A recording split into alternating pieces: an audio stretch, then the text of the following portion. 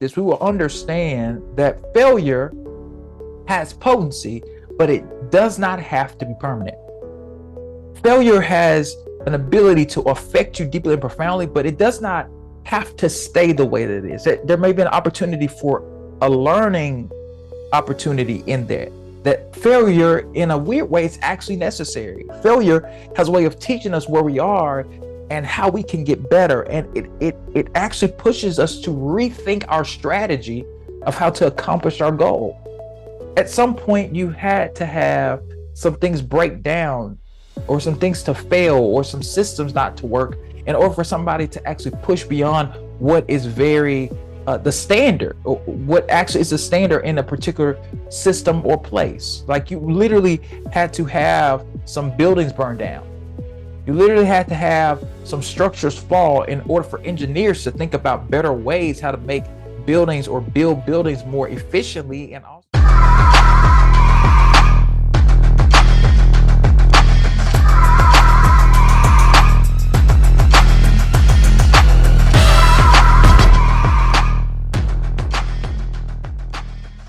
hi, everybody. Lee Scott here. Thank you for watching and or listening to this week's episode of Leading with Lee. We talk about life, leadership, and legacy, and we want to help you discover your capacity and level of leadership. Well, as you can well see, I am back. We have been away for a while. I haven't done a new episode of Leading with Lee since May, and it's so exciting to be back and be here to share with you about life, leadership, and legacy. And today, I don't have any guests, so you're going to hear from me, which you haven't heard from me in a while. But there's so much that has happened since I have been gone in my own personal life, in our culture, in our world. And there are so many things that has happened. But before I get really into it, if you haven't done it yet, go and subscribe to Leading with Lee on YouTube and all podcasting platforms. And I haven't been saying it in a while, but I want you to go and subscribe. I think you will be impacted by the things that I'm sharing here on Leading. But anyways, as I was saying, I've been gone for a while, and a lot of things have been transpiring and going on in our world. As you know, we had a wild situation happen in the time that I've been gone, where the Titan submarine went missing, and 5 people who had paid a very substantial amount of money were lost at sea as they were trying to go and visit the Titanic. We had a situation where off the coast of Greece, there were about 750 Libyan refugees who were trying to get to Greece, and their boat capsized. It literally flipped over, and most of those people did not survive. They've only been able to recover or rescue about 104 of those people, and it's really been a tragic situation that we've been seeing. The Denver Nuggets basketball team in the NBA won their first championship in franchise history. We saw that there has been a battle on social media with a new company called Threads, which, if you have not gotten on Threads, well, good for you. But a lot of us, millions of us, have gotten on Threads, which in about a week or two time, they had 100 million people sign up for Threads and start an account. And those people left Twitter, and it caused a lot of friction between both of the CEOs of those companies. And then we saw a lot of debates about relational dynamics among our celebrities in our culture and our society. And it was a big thing that was happening around us. But needless to say, what we can learn in all of these situations is that we all are dealing with the human experience. We are all dealing with the uniqueness of being alive. And in this life, we will experience some things that I'm going to talk about today here on Leading.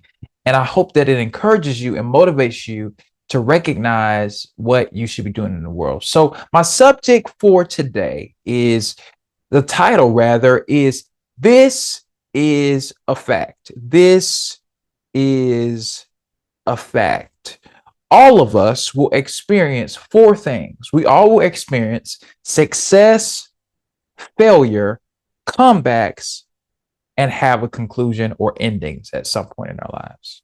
And so before I really get into it today, I want to give you my leadership definition. I do it every episode of Leading with Lee when I'm just sharing.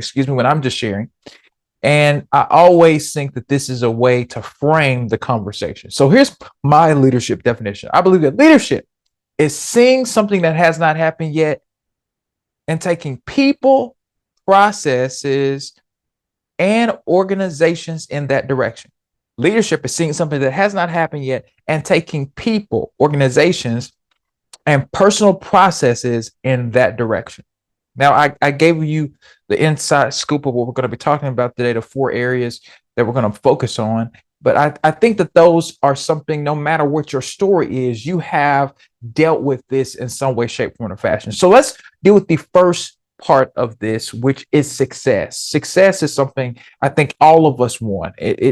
We all have a different definition of what success is, but according to Wikipedia, or excuse me, if you look it up in the dictionary, the word success means the accomplishment of a aim or goal. We all want to do something. We all want to make an impact and leave our imprint on the world. And we all have a definition of what that looks like, right? That no matter who you are, where you come from, success could look like a variety of things. For some people, success is completing a degree. For some people, success is being able to buy the car that they like and the house that they like, and the have access to things that they want to be able to have, which means like going on vacation and all these different things. That is what success is for you. For somebody else, it's being able to go into an environment and it be quiet and they not have to deal with a bunch of noise and a lot of engagement from other people. That may be success for them.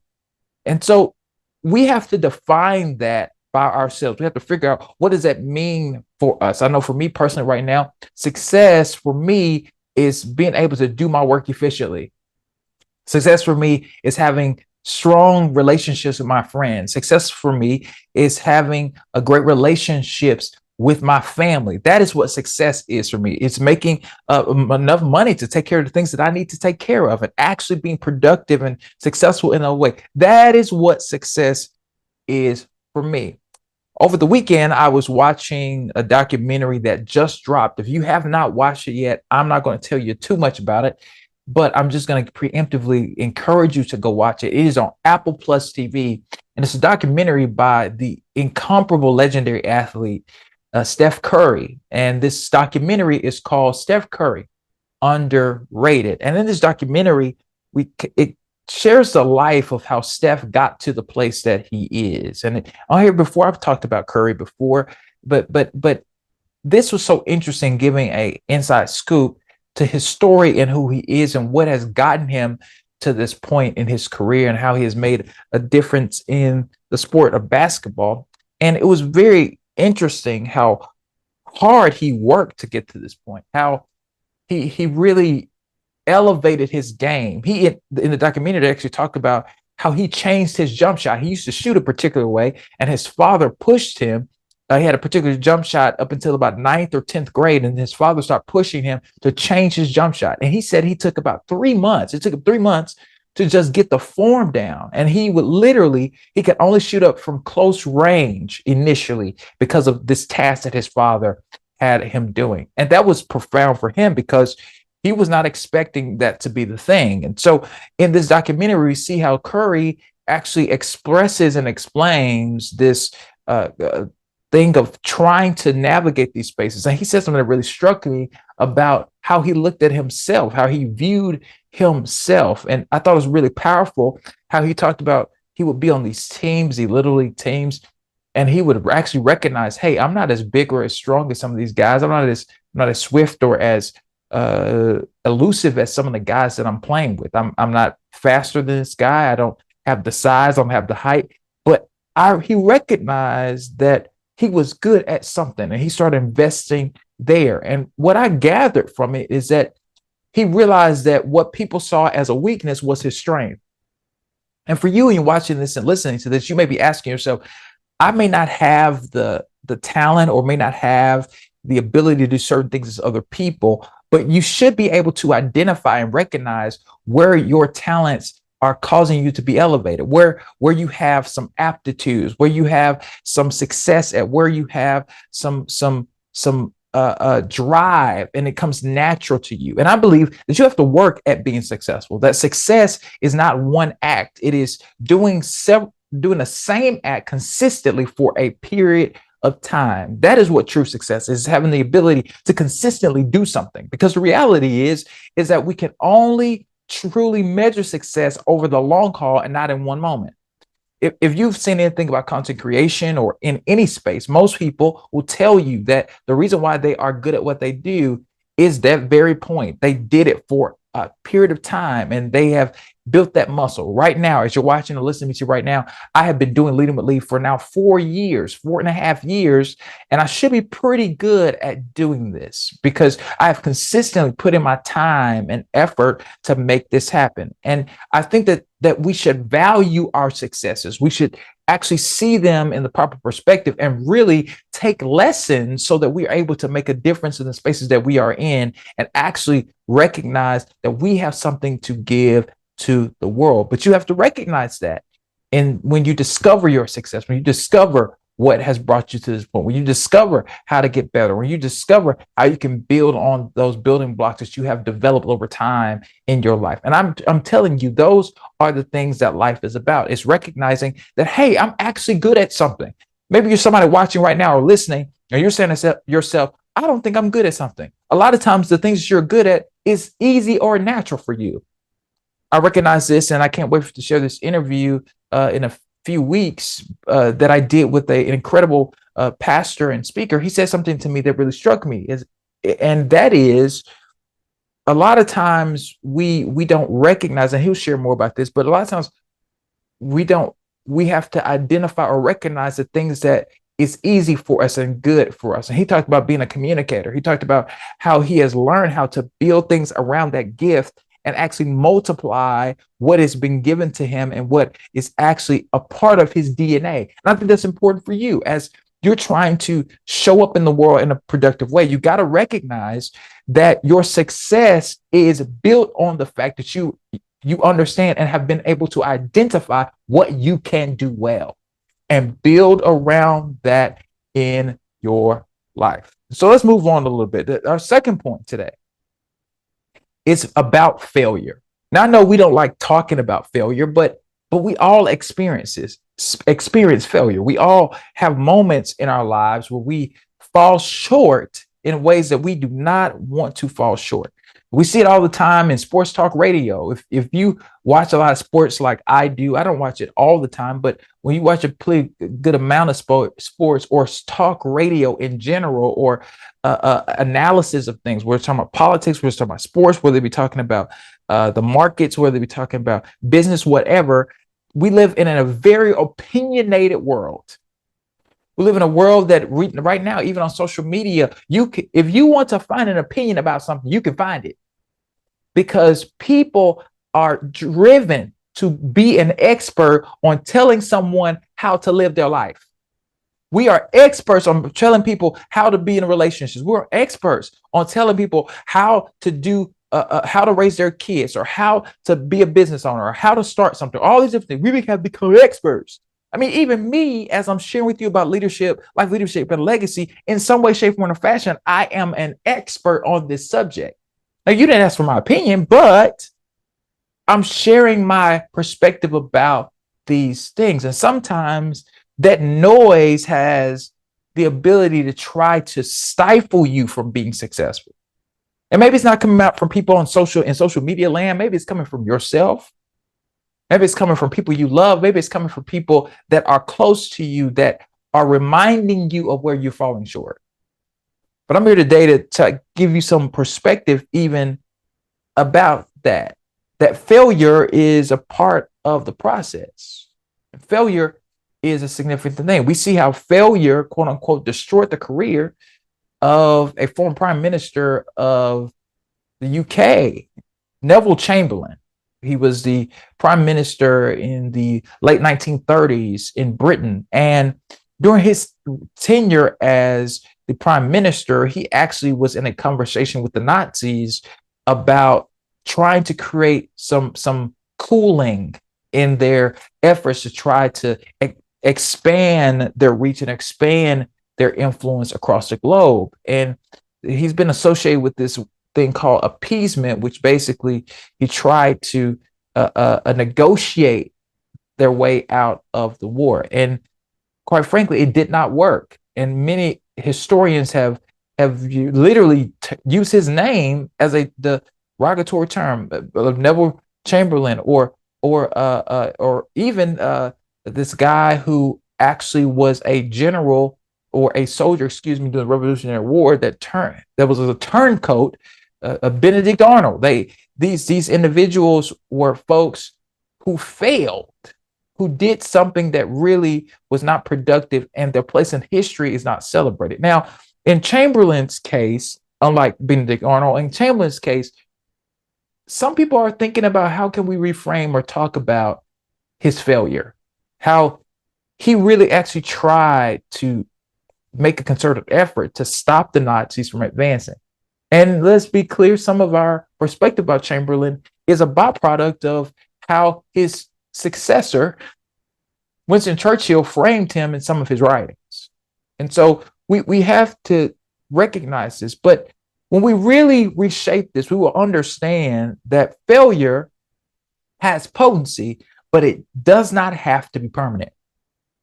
Failure has an ability to affect you deeply and profoundly, but it does not have to stay the way that it is. There may be an opportunity for a learning opportunity in there. That failure, in a weird way, is actually necessary. Failure has a way of teaching us where we are and how we can get better. And it actually pushes us to rethink our strategy of how to accomplish our goal. At some point, you had to have some things break down, or some things to fail, or some systems not to work, in order for somebody to actually push beyond what is very the standard, or what actually is the standard in a particular system or place. Like, you literally had to have some buildings burned down. You literally had to have some structures fall in order for engineers to think about better ways how to make buildings or build buildings more efficiently, and also build things that are actually sustainable. It had to have some failure somewhere. And that created an environment, an appetite for creativity, but also it created an environment to push the envelope and actually do something powerful. Now, for a moment, I'm going to step back for a second, because there's an episode of Leading with Lee that I did about 3 years ago in season 1. And I shared something about principles that we can use to actually navigate or create a plan of action and really look at our lives in a more productive way. So if you just take a moment, watch this, and I hope this just encourages you. Now, I have a task for you to do. Get out a sheet of paper and some pen, or you could probably just take notes out on your phone and do this for me. So there's going to be 3 sections that you need specifically. It's going to be streaks, wins, and improvements. So in the streak section, what I need you to do is write down things that you've done on a consistent basis, whether it might be simply going to the gym every day, or you being at work on time. These are things that you have had a consistent flow in over the course of time. So write that in the streak section, okay? In wins, these are things that specifically this week you haven't been consistent in, but you saw as a win because you finally actually accomplished something that you wanted to accomplish. Okay, put that in the win section. Okay, these are things that you wanted to accomplish and you nailed it. And then our third section is improvements. These are things and areas where you feel personally like, you know what, I need to get better in this. I need to get better in my finances. I need to get better in my communication of simply just texting my friends back, or simply just setting up meetings or doing different things. Put that in the improvement section. Now, the purpose of this is for you to actually get a visualization of what you are doing in your life. I really believe when you can see everything that's happening in your life, you have a better perspective about what you're actually doing right and what you might be able to improve upon. One thing that I think all human beings need to see is to step outside of what they're in the middle of and actually get perspective about what's happening. Because to be honest, a lot of us are doing better than we think we are. So when I went back and watched this, I thought this was so powerful, because what it let me know is that when we have a better view of what's happening with us, when we have a better understanding, a better perspective, a better outlook of the work that we're doing, it tends to help us build on what we have been through. I talked about understanding our streaks, understanding our improvements, understanding our lessons, understanding that all these things play a role in us actually being better than we are now. And I'll tell you right now, all the time I watch episodes, I watch playbacks, I read, I look at the content that I'm creating. I look at my stutters. I look at the moments where I could have been more productive in sharing and expressing my views on Leading with Lee, because I want to continue to get better and grow. But I don't see my failures as a stopping point. I see them as fuel to get better and grow and make a difference in the spaces that I need to make a difference. And my encouragement for you today is that you reframe and reshape what you feel like you're not good at. It's an opportunity to invite information into that space. Could it be that you're not inviting information into the spaces where you need to grow? Because in order for us to make a difference in the world, we got to be able to recognize, hey, I'm not great at everything. And let's be honest, nobody's great at everything. If you think you're great at everything, you might need to get a checkup. You might be a little off. You might need to go talk to somebody, because all of us have weak areas. Even this week, I was talking to men in my life and engaging with friends of mine about particular topics because I recognize that I have some weaknesses.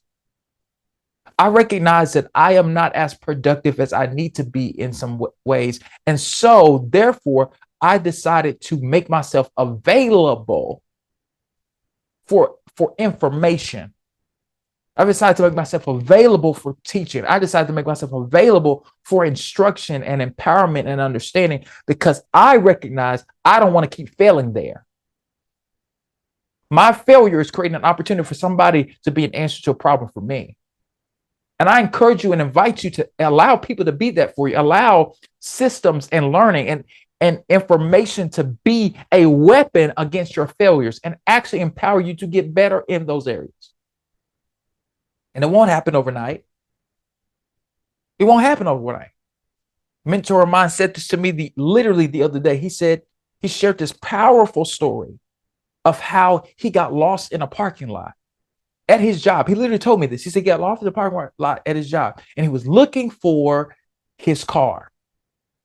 And he had the clicker, and he was walking around his job trying to find his car. It was late at night. He was trying to go home to see his family, and he had been at work all day. He was exhausted. And he walked around for like 10 or 15 minutes, and he was trying to figure it out. And he had this realization in this process that he just needed to keep walking. He couldn't remember where his car was, but he just needed to keep walking. Could it be that you need to keep walking? That though you fail to find out what you need to find out earlier, if you keep walking, you might find it. If you keep moving forward, you might actually get to the goal that you're looking to get to. But you have to keep walking, and you have to keep putting in an effort to get to your goal. And my hope is that you will recognize that and stick to that as it relates to your development and growth. Because the reality is we need you to recognize that your failure is fuel. Your failure is not a setback, but it is a setup. And when we come back in here in a moment, we're going to talk about how powerful comebacks are and how we can finish things well. We'll be right back after this message. Hi, everybody. Lee here, and I want to give some information to you. Do you need someone to host an event or come and speak at your event? You can now book yours truly. Book me for your event by visiting www.leeascott.com. I am so excited to connect with you and do work with you. Much love, and let's get started. And we are back. Thank you so much for still being here. I hope that you've been inspired to look at your successes in a more productive way, and also see at your failures as an opportunity for you to grow and be impactful in our world. So let's get to our third point. I'm going to talk about comebacks. Now, we've seen comebacks as a powerful thing in our society and culture. And I think the greatest example is when we see it in sports. Sports has a powerful way of doing that for us, but we've seen that happen in our own lives in different perspective ways, and I'll get into that to a moment. But I was doing a little research about why are comebacks so powerful? Why do they have such potency in our society and culture? And many psychologists suggest that the idea of a comeback has the ability to make us feel like we can overcome our own struggles and fears. And we saw that in 2018 with an incredible football player. He was the first overall draft pick in the 2005 NFL draft. His name was Alex Smith. He was a quarterback. He used to play for University of Utah. And in 2018, in his first season with the Washington football team, with Washington Commanders, he had a life-threatening injury that literally they were telling him they were going to probably have to amputate his leg. And thank goodness it didn't have to happen. He worked his way back, and he actually got healthy, and he was able to recover and do all the things he do, and ended up returning during the 2020 NFL season. And ultimately, he comes back and leads the team. He leads them to a division title. They make the playoffs for the first time in a while, and he goes on to win the Comeback Player of the Year award in the NFL. And that was huge at that time, because I remember, quite frankly, reading about his story and being like, oh my gosh, this is so serious. This guy literally could lose his life.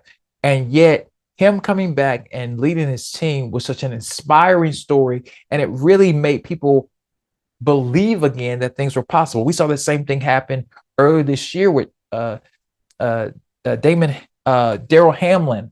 I hope I'm saying his first name right, where this football player for the Buffalo Bills had a wild injury where he literally was out like a light. I mean, he literally could have lost his life during that play. And if it wasn't for the incredible efforts of the medical team, they actually saved his life. They literally saved his life. And now he's coming back this coming season because somebody actually did what they needed to do in the process. And people are probably rooting for the Bills. People are probably rooting for the Buffalo Bills to have a successful season because they have a player who literally could have lost his life on such an unexpected play. It was so wild. It was so acute that he almost lost his life. And so why is that? Why is those things resonate in our mind? Why do we see them as a powerful thing, that they have such potency in our culture? And we see that, and not even that just a drastic of injury. We saw that happen in 2016 with the Cleveland Cavaliers coming back, being down 3-1 in the NBA Finals against the best team, the best regular season team ever in basketball, the 73-9 Golden State Warriors. And they truly were set on pace to win that series. And literally the Cavs came back and won that game. And that was the first championship that the Cavaliers had won in their team's history. And so these comebacks are so powerful. They have such potency. And we see it in sports all the time, but you may be asking yourself, what is that? How is it relevant to my life? And how can it show up in my life? You may have a family member or somebody in your life that has come back from a sickness, or come back from a divorce, or come back from a situation that they were not expecting, that they did not plan for, that they actually did not want to happen, but they came back and was resilient. I think comebacks develops resilience in us. Comebacks is a byproduct of us saying, you know what, this happened, this thing played out, this situation is really devastating for me, but I'm not going to let it stop me. I'm going to go for it. I'm going to go back to the place where I can be successful. I can be most productive. I can do well. I can move forward in my life. And I think we all need that. We all need to believe that we can go back out in the world and be impactful. We can all go back out in the world and say, you know what? It doesn't have to be like last time. I know this thing happened to me. I know these situations played out, but it doesn't have to be like that. I'm going to believe that I can go forward. I'm going to believe that when I do the work of doing stuff, helping myself and growing in the ways I need to grow, and taking the time I need to take time in, and actually being productive, I will not fail because I believe in myself. This second act is going to be better than the first act. I'm realizing even that right now. As I go into a new decade of my life, I'm recognizing that this is a new act, that there's some things that I feel like I failed at in my 20s. And I'm going to talk about this in my annual reflection episode of my birthday episode. But I look at some moments where I've reflected back and been like, Lee, you've gone through a lot. You've experienced a lot in this case. You've faced a lot of trials and tribulations, but you can come back and be more productive and do better. My encouragement to you is that maybe it's time for you to have a comeback. Maybe it's time for you to revisit some things that you thought you just failed at. You thought, hey, I did that in one season and I don't want to do it again. And some of those things you might have been successful at. Some of those things you actually might be good at, and you are selling yourself short because you feel like I'm not young. I'm not that young anymore. I've lived too much life. My life has changed a lot. Maybe you're somebody that is listening to me, your mom, and in your 20s and 30s, you might have had a dream of actually doing a particular thing and starting a business or pursuing a particular goal, but you got consumed by being a parent. And you're saying to yourself, Lee, I don't have time to do that. I don't have time to go back to school. I don't have time to pursue certain things. And you're saying, well, I don't know if I can do it. I'm here to encourage you and tell you that you can go back and do that again. I watched my father do it. My dad, it took him 7 years to get an associate's degree while he was working full time, taking care of his family and doing all these different things and running a department of ministry in our church.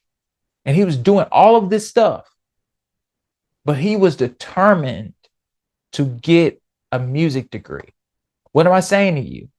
It took him a long time. What am I saying to you? I'm saying to you that it's never too late to try again. It's never too late to go back and start over. It's never too late to actually try to do something different than you've done before, because the reality is you don't want to live with regret. You don't want to have a moment where you're like, well, I wished I would have went after it. While you can come back, while you can, you should actually take that second chance. You should actually go after that goal. You should actually do something significant in that way. Which brings me to my last point, which is conclusions, endings. We have to think about life as a journey and a story being told. Right now, as you're listening to me and I'm sharing with you, there is a story being told about your life.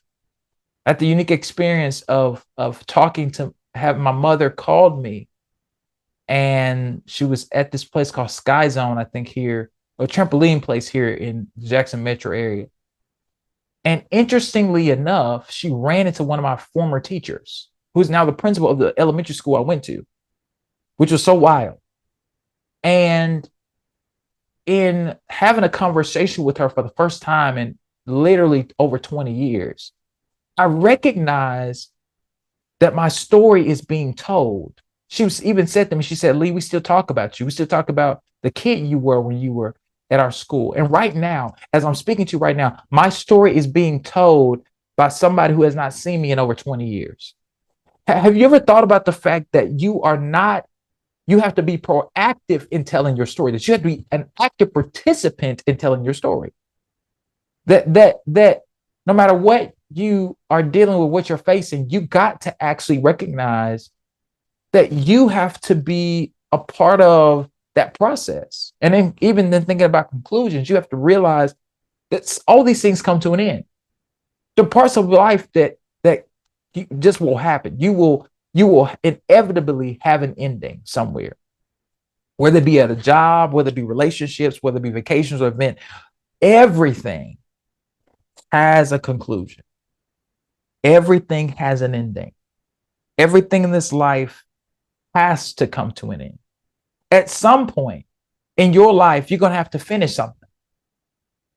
Finishing is actually the most gratifying feeling. It's not actually about the start. It's actually about, it's not just about starting. It actually is about finishing sometimes. I talk about this on here before. I've talked about how starting is the hardest part, because it is. There's so many fears that people experience in starting, but finishing is a powerful thing too, because you have to know when to move on. You have to know when a season is up. You have to know when it's time to do something different, when it's time to look in a new direction.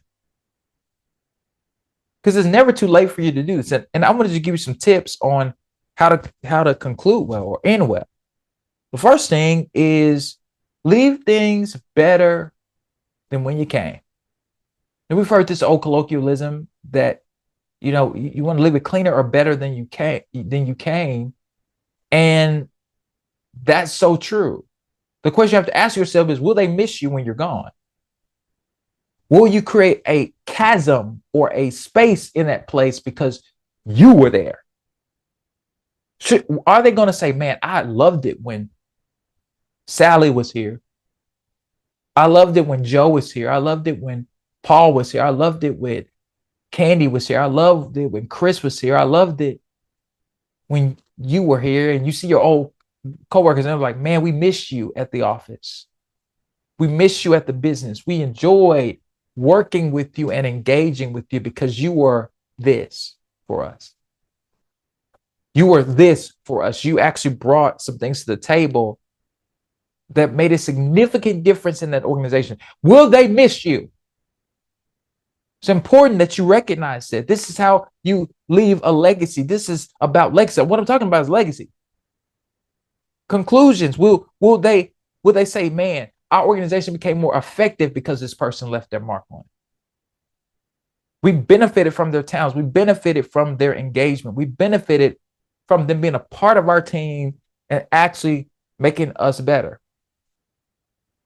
The second thing is, and this was some advice given to me by a boss I've had, and she always has said to me, she said, do not burn bridges on your way out. Now, this might be counter for some people because some of us are sick of jobs that we're at. Some of us are, quite frankly, upset with the environment that we've been in, and we're like, no, but you just never know. You never know what might happen if you leave professionally. If you leave with some dignity, if you leave with some respect, if you leave with some rapport, not leaving like you just want to burn down the place, but you actually just leave the right way. It actually be super helpful. It actually could be impactful. But you got to recognize that you have to leave well. You got to recognize that leaving well is a powerful thing. Is that people, you never know. If you do somebody wrong over here, they may be the hand that you need in the future. They may be someone that you need to depend on in the future. Don't burn those bridges. You may have to go back to that job. Now, I know that's counter to what we like to hear, but you may have to go back. You may have to do it again. You may have to take that step again. I don't know that that's not something we like to hear, but that's a reality. It could happen. So leave well. Leave it better than you came. Don't burn those bridges. And the last thing is show gratitude. You have to show gratitude. You got to be grateful for the moments where people did you wrong. You got to be grateful for the moments where people empowered you, because there are lessons in leaving. There are lessons in moving on. There are lessons in doing something different. There's a bunch of lessons, but you got to be willing to learn them. You got to be willing to go through the process of doing everything in your power to be better as a result of you leaving. And I meant to share this story earlier about never giving up, because that's a part of being able to look back and conclude. There's a woman that her story is so profound. Her story is so significant. And I would be ignorant if I did not share it with you as I'm closing. There's this woman named Dorothy Steele. You may know her from the movie Black Panther, from Black Panther franchise, and she also was in Jumanji. This woman began acting at 88 years old in community theater. Had not done it at any other time in her life. But it was a dream of hers to act. And Dorothy Steele, in the last decade of her life, ended up being in some of the biggest movies of our time. And she left a legacy that we could celebrate. She started acting at 88. She passed away at 95. But in those 7 years, this woman had more of an impact on our world than she did before. And she was able to die and leave this life, and people will be watching her for generations to come. Why? Because she understood how to end the process. It didn't matter what happened in the first 88 years of her life. She probably lived a full, amazing life. She very much so did. But there was something she wanted to do, and towards the conclusion of her life, she was able to do something that she desired. All of us are going to experience this. All of us are going to experience success. All of us are going to experience failure. All of us are going to experience some opportunity to have a comeback, and all of us will have some conclusions. What would they say about you? Dorothy, they celebrated her at the end of her life. They acknowledged her impact at the end of her life. But it was because she understood what she wanted to do. This is a fact. You will experience some success. You will experience some failures. You will experience an opportunity to come back, and you will have a conclusion. But what will they say of you? Like Dorothy, what will they say of you? Will they have great things to say? And I don't know about you, I want people to say great things about Lee Andrew Scott II. I want people to look at my life and say, man, you know, Lee really, really tried to equip, empower, and inspire people. He really tried to do that. He was kind.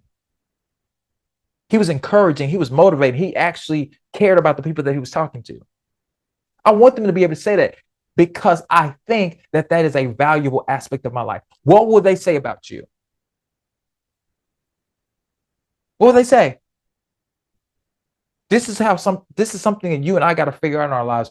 And I hope that in watching this episode or listening to this episode today, you got encouraged and motivated to really start thinking about that, and not just think about it, but do something about it, because our world needs you to figure it out. Our world needs you to operate in a profound way, and our world needs you to recognize that you have something to give. Thank you for watching this episode. I'm so glad to be back, and we're going to continue to talk about life, leadership, and legacy through the rest of the year.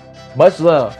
Thank you for watching and or listening to this week's episode of Leading with Lee. If you have not done it yet, subscribe on YouTube and all podcasting platforms.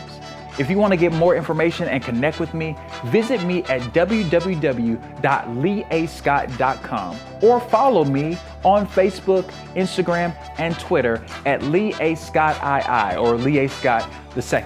So thank you for watching. Much love, and let's get started.